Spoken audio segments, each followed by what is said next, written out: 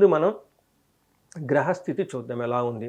వీళ్ళకి శని వచ్చి 12వ స్థానంలో ఉన్నారండి మీనరాశిలో. గురువు మిథున రాశిలో, రాహు, కేతువులు కుంభరాశి, సింహరాశిలో ఉన్నారు. అంటే మనకు మేజర్ ఈ 4 యొక్క గ్రహాల స్థితిని బట్టి మనం చూసుకుంటే వీళ్ళకి ఎలా ఉందంటే, మనకి లఘు గోచారము, సూక్ష్మ గోచారం అని చెప్పేసి మన మహర్షులు చెప్పారండి.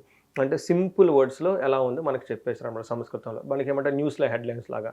చూసుకుంటే వీళ్ళకి ఏమని చెప్తారంటే, శని అంటే ఉగాది తర్వాత వీళ్ళకి ఎలా ఉంటుందంటే, అర్ధవిహితం, స్థితినాశనం, సౌఖ్యం, శోకం.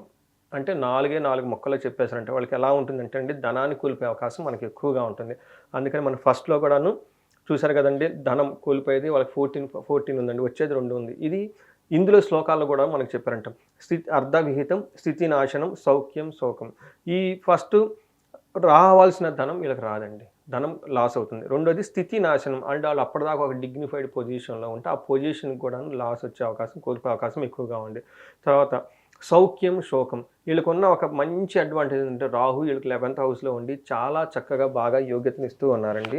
తర్వాత వీళ్ళకి 5థ్ హౌస్‌లో శోకం. కొన్ని విషయాలు వీళ్ళకి కొంచెము ఇబ్బంది పడే అవకాశం ఎక్కువగా ఉందనమాట. ఈ